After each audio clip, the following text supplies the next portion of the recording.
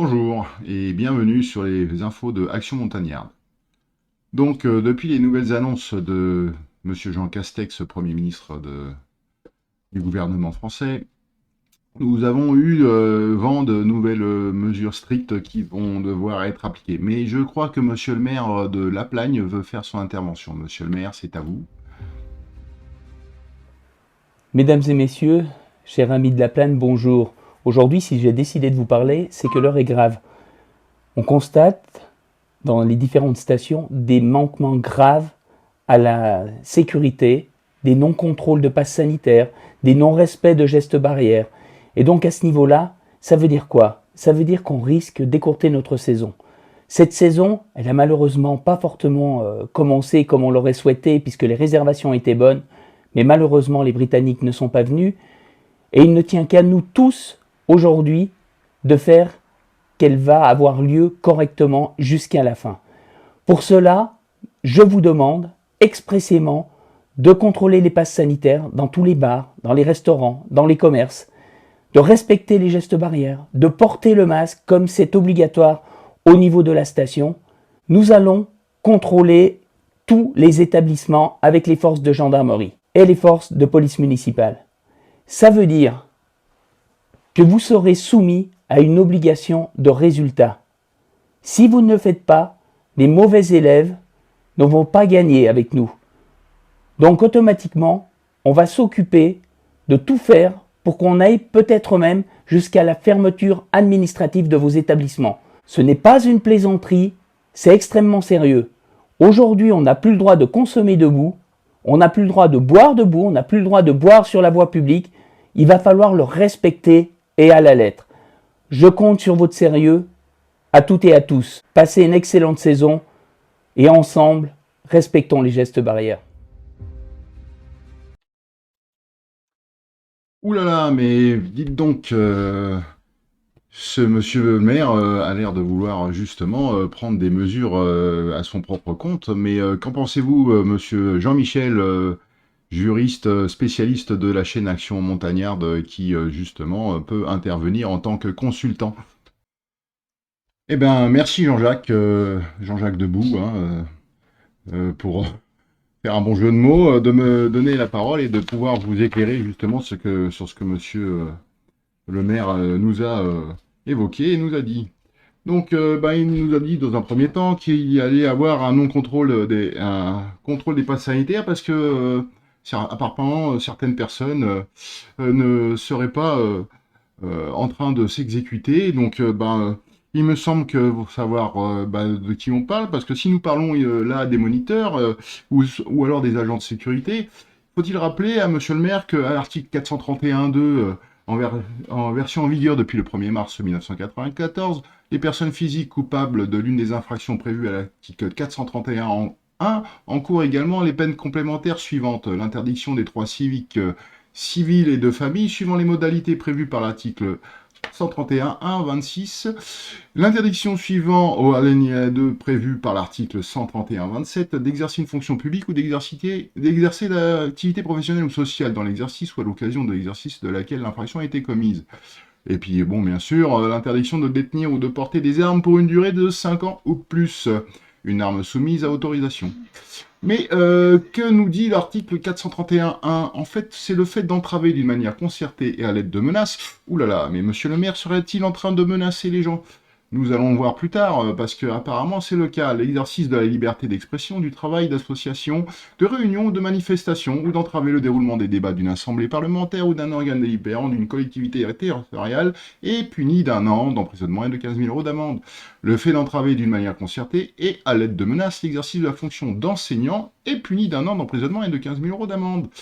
Le fait d'entraver d'une manière concertée et à l'aide de coups, violences, voie de fait, destruction ou dégradation au sens du présent code, l'exercice d'une des libertés visées aux alinéas précédents est puni de 3 ans d'emprisonnement et de 45 000 € d'amende. J'espère que monsieur le maire n'ira pas jusque-là.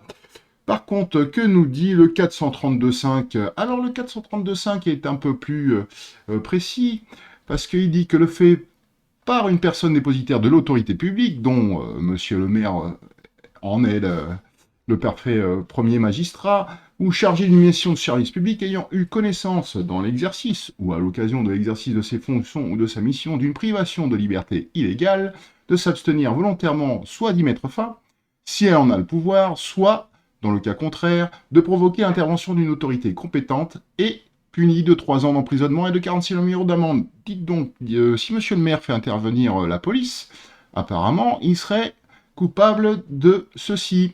Le fait par une personne visée à l'année précédente, ayant eu connaissance dans l'exercice ou à l'occasion de l'exercice de ses fonctions ou de sa mission, d'une privation de liberté dont l'illégalité est alléguée, de s'abstenir volontairement, soit de procéder aux vérifications nécessaires si elle en a le pouvoir, soit, dans le cas contraire, de transmettre la réclamation à une autorité compétente, et puni d'1 an d'emprisonnement et de 15 000 € d'amende.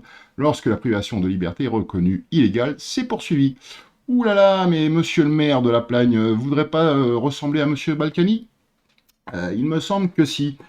Alors, maintenant, nous allons peut-être poursuivre, parce qu'au 432.7, il est précisé que la discrimination, définie aux articles 225.1, 225.1.1, commise à l'égard d'une personne physique ou morale par une personne dépositaire de l'autorité publique ou chargée d'une mission de service public dans l'exercice ou à l'occasion de l'exercice de ses fonctions ou de sa mission, est punie de 5 ans d'emprisonnement et de 75 000 € d'amende, lorsqu'elle consiste à refuser le bénéfice d'un droit accordé par la loi, à entraver l'exercice normal d'une activité économique quelconque.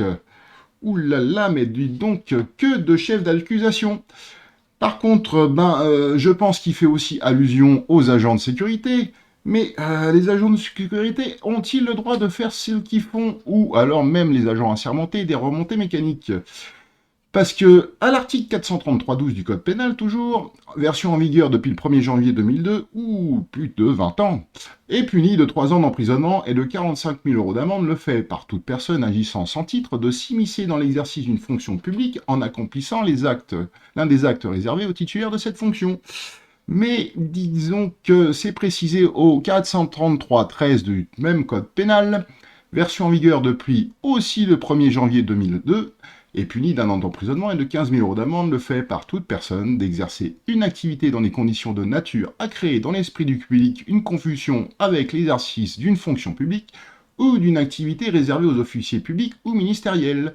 À l'alinéa 2, d'user de documents écrits présentant, avec des actes judiciaires ou extrajudiciaires, ou avec des documents administratifs, une ressemblance de nature à provoquer une méprise dans l'esprit du public. Aïe, aïe, aïe, aïe, aïe. Donc ça veut dire que là, en fait, c'est toutes ces personnes qui sont mobilisées à contrôler les passes sanitaires, d'après ce que je comprends, doivent être normalement sanctionnées et n'ont pas forcément le droit de faire ce qu'ils font. Oui, merci pour cet éclaircissement, mais par contre, disons que le maire demande d'exécuter donc tous ces ordres. Mais apparemment, il le demande par menace, en demandant justement le contrôle du pass sanitaire dans les bars, dans les restaurants, et d'avoir aussi le port du masque obligatoire. Dites donc, ça poserait pas de problème, parce que vu ce que vous nous exposez par rapport au code pénal, y aurait-il pas justement des articles du code pénal qui interdiraient cela? Mais tout à fait, Jean-Jacques, toujours debout d'ailleurs. Trêve de plaisanterie, oui, bien sûr, le code pénal avait prévu justement ceci depuis bien longtemps. Enfin, pas si longtemps que ça, puisque l'article 225.1, qui est en version en vigueur depuis le 20 novembre 2016, excusez-moi, constitue une discrimination, toute distinction opérée entre les personnes physiques sur le fondement de la particulière vulnérabilité résultant de leur situation économique. Ce serait pas le cas des restaurateurs, par exemple, ou même des moniteurs de ski, apparente ou connue de son auteur, de leur état de santé, de leurs caractéristiques génétiques, de leur opinion politique ou de leur activité syndicale. Ouh là là, syndicale, ça veut dire que le syndicat du SNMSF ferait partie des activités syndicales qui pourraient être mises en... Aïe, aïe, aïe, continuons. Constitue également une discrimination, toute distinction opérée entre les personnes morales, ou alors ce seraient les restaurants, disons donc les petites entreprises, ou PME. Et sur le fondement de la particulière vulnérabilité résultant de la situation économique de celle-ci, apparente ou connue de son auteur, de l'état de santé, des caractéristiques génétiques, des opinions politiques et des activités syndicales. Ouh là là, mais alors qu'est-ce que prévoit le D125.2 ? Le 225.2, donc en vigueur depuis le 29 janvier 2017, la discrimination définie aux articles 225.1 et 225.1.2 commise à l'égard d'une personne physique ou morale est punie de 3 ans d'emprisonnement et de 45 000 € d'amende lorsqu'elle consiste à refuser la fourniture d'un bien ou d'un service, à entraver l'exercice normal d'une activité économique quelconque. Aïe, aïe, aïe, mais dis donc, monsieur le maire, vous cherchez bien cela envers les restaurateurs et les moniteurs, à refuser d'embaucher, à sanctionner ou à licencier une personne. Ouh là là, mais dis donc, les responsables des remontées mécaniques, là, qui sont en train de licencier ou de suspendre un tour de bras leurs justement salariés qui ne veulent pas s'exécuter parce que ils se rendent coupables de ces faits que je viens d'énumérer, seraient-ils pas aussi coupables du 225.2? Aïe, aïe, aïe, 225.1.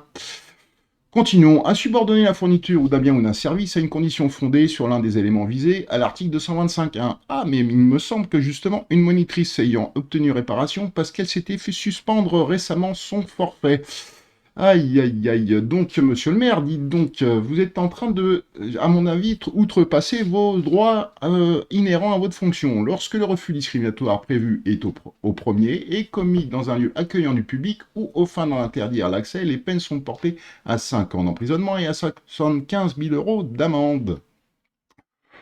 Ouh, mais dites donc, tout ça n'est pas très bon pour monsieur le maire, vu ce qu'il vient d'annoncer publiquement. En effet, Jean-Michel, vu ce que vous énoncez, j'ai l'impression que justement, monsieur le maire cherche à rendre coupables de ces faits les restaurateurs et les moniteurs de ski. Mais qu'en est-il justement de sa demande expresse de respecter tout ça? Sinon, il ferait intervenir les gendarmes, donc, et les policiers d'ailleurs, parce que apparemment, s'ils ne s'exécutent pas, ils pourraient être menacés de fermeture ou d'arrêt d'activité. Tout à fait, Jean-Jacques. Donc, pour vous répondre clairement, aïe, aïe, aïe, monsieur le maire est encore en train de s'enfoncer. Parce que à l'article 312.1, modifié par l'ordonnance du 19 septembre 2000, en vigueur depuis le 1er janvier 2002 et paru au Joffre justement du 22 septembre 2000, l'extorsion est le fait d'obtenir par violence, menace de violence ou contrainte, soit une signature, un engagement ou une renonciation, soit la révélation d'un secret, soit la remise de fonds, de valeur ou d'un bien quelconque. L'extorsion est punie de 7 ans d'emprisonnement et de 100 000 € d'amende. Mais l'article 312.2 précise que, sur sa version justement modifiée par la loi du 2017-86, du 27 janvier 2017, l'extorsion est punie de 10 ans d'emprisonnement et de 15 000 € d'amende lorsqu'elle est précédée, accompagnée ou suivie de violences sur autrui ayant entraîné l'incapacité totale de travail, lorsqu'elle est commise au préjudice d'une personne dont la particulière vulnérabilité est due à son âge, à une maladie ou une infirmité, une déficience physique ou psychique ou un état de grossesse est apparente ou connu de son auteur. Lorsqu'elle est commise par une personne dissimulant volontairement en tout ou partie son visage afin de ne pas être identifiée. Aïe, aïe, aïe, le port du masque, dit donc, serait peut-être mis en cause sur ce point-là. Mais disons que l'article 312.6, pardon, donc toujours du 19 septembre 2000, en vigueur depuis le 1er janvier 2002, encore 20 ans que cet article de code pénal existe, fait que l'extorsion en bande organisée est punie de 20 ans de réclusion criminelle et de 150 000 € d'amende. Bande organisée, dites donc, ce ne serait pas les forces de police municipale dont monsieur le maire nous a menacé de les faire intervenir. Elle est punie de 30 ans de réclusion criminelle et de 150 000 € d'amende lorsqu'elle est précédée, accompagnée ou suivie de violences sur autrui ayant entraîné une mutilation ou une infirmité permanente. J'espère que monsieur le maire n'aura pas donné l'ordre d'aller jusque-là. Elle est punie de la réclusion criminelle à perpétuité lorsqu'elle est commise soit avec usage ou menace d'une arme, soit par une personne porteuse d'une arme soumise à autorisation ou dont le port est prohibé. Ouh, j'espère que les policiers municipaux ne sont pas armés, ou alors qu'ils ont cette autorisation. Merci de ces précisions, Jean-Michel. Donc vous êtes en train de nous dire que les moniteurs de ski, les agents de sécurité et les agents assermentés des remontées mécaniques n'ont peut-être pas le droit de faire ce qu'ils font, même apparemment, sûrement. Mais qu'en est-il justement des agents de police, donc police municipale, police nationale et surtout des gendarmes qui sont bien plus présents sur les territoires de montagne que les suscités précédemment. Très très bonne question, Jean-Jacques. Donc, eh ben, justement, je vais apporter ces précisions, parce que dans le contrôle sanitaire, il faut comprendre qu'un contrôle sanitaire, de passe sanitaire plutôt, il faut qu'il soit absolument accompagné d'une carte d'identité si on veut prouver que ce n'est pas un faux ou celui de sa grand-mère. Donc, pour pouvoir préciser cela, et justement, même concernant les agents de sécurité et justement les agents assermentés, il y a des précisions à l'article 78.2 du Code de procédure pénale, version en vigueur depuis le 1er mars 2019, donc c'est quand même un article assez récent et qui a été mis à jour justement récemment, qui dit « Les officiers de police judiciaire et sur l'ordre et sous la responsabilité de ceux-ci », donc il faut comprendre sous l'ordre et la responsabilité des officiers de police judiciaire, les agents de police judiciaire et agents de police judiciaire adjoints mentionnés aux articles 20 et 21.1 peuvent inviter à justifier par tout moyen de son identité toute personne à l'égard de laquelle existe une ou plusieurs raisons possibles de soupçonner. Deux points. Sur réquisition écrite du procureur de la République aux fins de recherche et de poursuite d'infraction qu'il précise. L'identité de toute personne peut être également contrôlée selon les mêmes modalités. Alors, il est précisé aussi que ce soit dans les lieux et pour une période de temps déterminée par ce même magistrat. Le fait que le contrôle d'identité révèle des infractions autres qu'elles s'est visées dans les réquisitions du procureur de la République ne constitue pas une cause de nullité des procédures incidentes. Mais il faut bien comprendre que personne n'a le droit, comme ça, à la volée, de faire un contrôle d'identité et un contrôle de passe sanitaire de surcroît, il me semble. Ah oui, quand même, je pensais que moi, les autorités avaient tous les droits, mais apparemment ce n'est pas le cas. Il faut qu'ils aient l'autorisation d'un procureur de la République, d'après ce que vous me dites. Mais avez-vous d'autres précisions ? Mais bien sûr, Jean-Jacques, j'ai d'autres précisions et ça concerne surtout les restaurateurs et ce qu'ils pourraient justement subir en cas de contrôle inopiné. Parce que l'article 78.2.1 précise au 1er mai 2008 les réquisitions du procureur de la République, les officiers de police judiciaire et sur l'ordre ou la responsabilité de ceux-ci, donc comme au 78.2, sont habilités à rentrer dans les lieux à usage professionnel ainsi que dans leur annexe et dépendance, sauf s'ils constituent un domicile ou sont en cours des activités de construction, de production, de transformation, de réparation, de prestation de services ou de commercialisation en vue. C'est-à-dire que les agents de police ou de gendarmerie ne peuvent pas venir contrôle inopiné, de venir contrôler les passes sanitaires sans avoir une réquisition du procureur de la République, dans un temps bien défini et bien déterminé par celui-ci. D'accord, donc monsieur le maire continue à s'enfoncer légalement et de ne pas faire justement les choses dans le bon ordre de la justice et du droit inaliénable des Français. Mais alors que risque-t-il justement de procéder ainsi et de menacer justement les gens ? Très bonne question, Jean-Jacques. Justement, c'est précisé à l'article 28 du même code de procédure pénale, version en vigueur depuis le 14 juillet 1983. 14 juillet 1983. Ce serait pas le bicentenaire de la Révolution française ? Ouh là là, tout un symbole.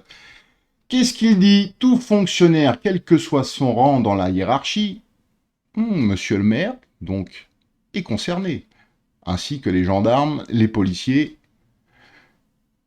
est responsable de l'exécution des tâches qui lui sont confiées. Il doit se conformer aux instructions de son supérieur hiérarchique, sauf dans le cas où l'ordre donné est manifestement illégal et de nature à compromettre gravement un intérêt public. Il n'est dégagé d'aucune des responsabilités qui lui incombent par la responsabilité propre de ses subordonnés. Aïe, aïe, aïe, mais tout ça n'est pas dans le sens du maire et de ses menaces qu'il a fait justement par ce communiqué. Nous allons un peu préciser justement ce qui concerne les agents de sécurité qu'il a justement embauchés, que nous avons vus en activité sur les domaines skiables, parce qu'à l'article L613.2 du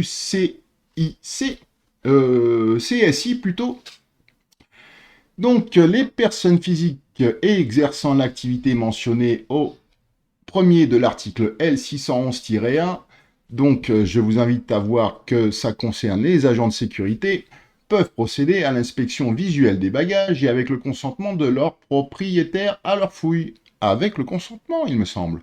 Les personnes physiques exerçant l'activité mentionnée, donc toujours au même article, peuvent, en cas de circonstances particulières liées à l'existence de menaces graves pour la sécurité publique ou lorsqu'un périmètre de protection a été institué en application de l'article L226-1, procéder avec le consentement exprès des personnes, toujours le même consentement, à des palpations de sécurité. Dans ce cas, la palpation de sécurité doit être faite pas une personne de même sexe que la personne qui en fait l'objet. En l'absence d'arrêté instituant un périmètre de protection, ces circonstances particulières sont constatées par un arrêté du présent représentant de l'État dans le département ou, à Paris, du préfet de police qui en fixe la durée et détermine les lieux ou catégories de lieux dans lesquels les contrôles peuvent être effectués. Cet arrêté est communiqué au procureur de la République. Donc ça veut dire que même un agent de sécurité est comme un agent de police judiciaire, un officier de police judiciaire si vous voulez, mieux, donc doit pouvoir s'exécuter à la condition qu'un procureur de la République en ait donné l'autorisation. Donc, quels sont les pouvoirs des agents de sécurité? À titre préliminaire, il convient de préciser que l'agent de sécurité n'est pas un policier. Il ne prête pas serment et n'a pas respecté une déontologie.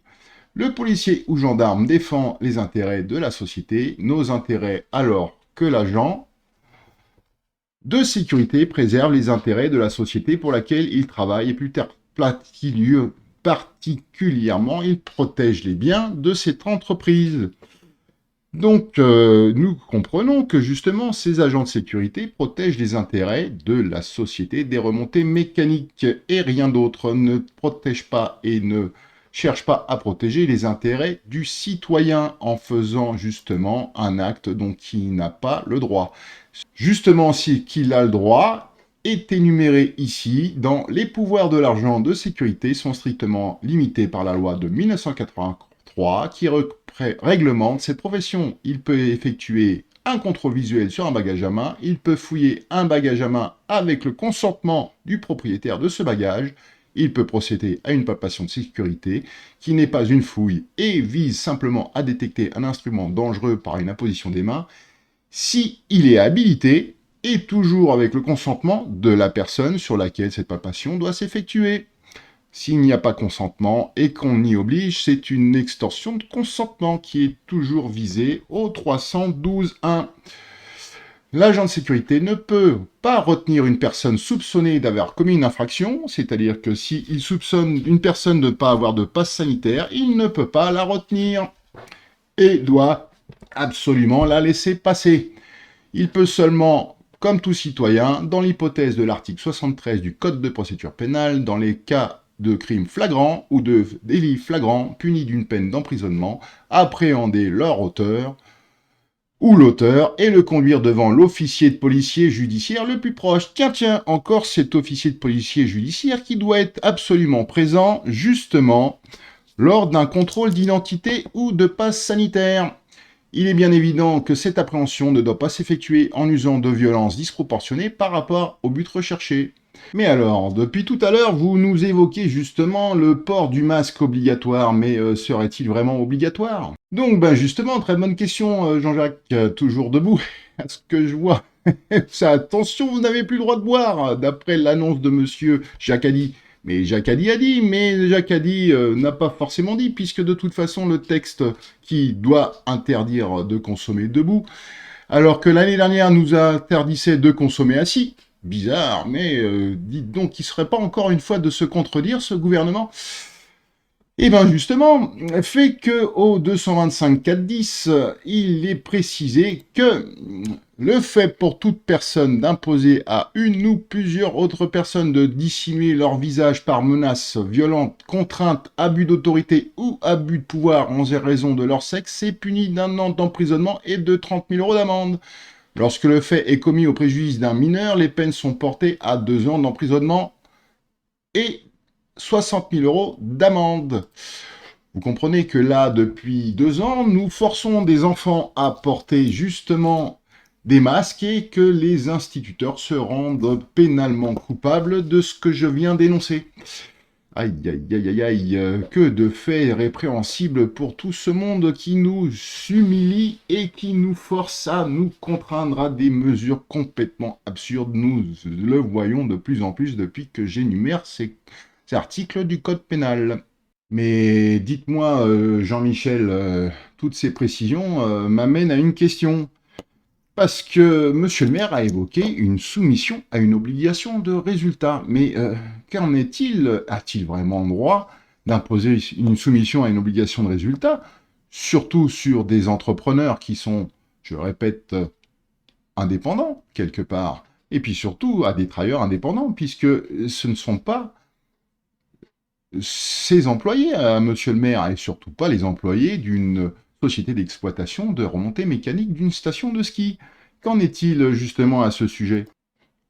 Eh bien justement, nous arrivons justement au point qui fâche, et qui va fâcher justement certains syndicats, et surtout syndicats national de moniteurs de ski français, ou d'autres qui exercent de la même façon ce qu'on appelle une subordination manifeste, ou une volonté de subordination manifeste.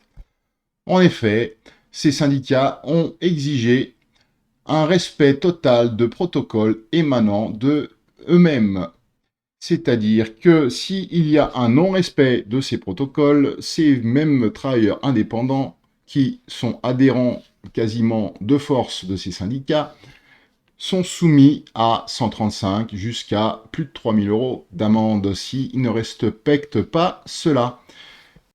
Eh bien, merci Jean-Michel pour toutes ces précisions, et donc nous allons conclure sur le fait que ici, à Action Montagnarde, nous étions un peu au courant de tout ça, mais ces précisions étaient justement bienvenues, et le fait que Monsieur le maire ait pris la parole a pu mettre justement en évidence tout ce que nous exposons depuis plus de 4 mois avec le collectif Action Montagnarde.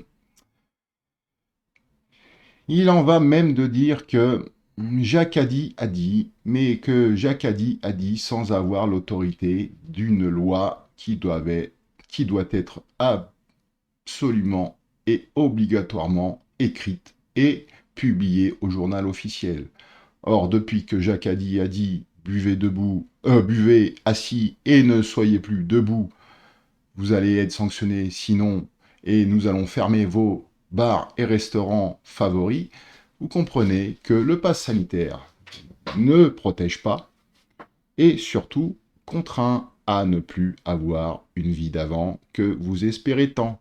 Donc il va falloir un jour peut-être se réveiller et surtout dire à Monsieur le maire que nous, Action Montagnarde, nous sommes au fait de savoir que tout ce que vous avez dit peut se reporter contre vous lors de cette vidéo. Nous l'avons enregistré, vous le savez, puisque dans cette vidéo, nous avons vos déclarations, et que j'incite maintenant tout le monde, individuellement et nous collectivement, à porter plainte contre Monsieur le maire pour que nous fassions un exemple de ce qui se passe dans toutes nos stations de montagne et surtout dans toutes les communes qui se soumettent à un diktat qui est de plus en plus évident.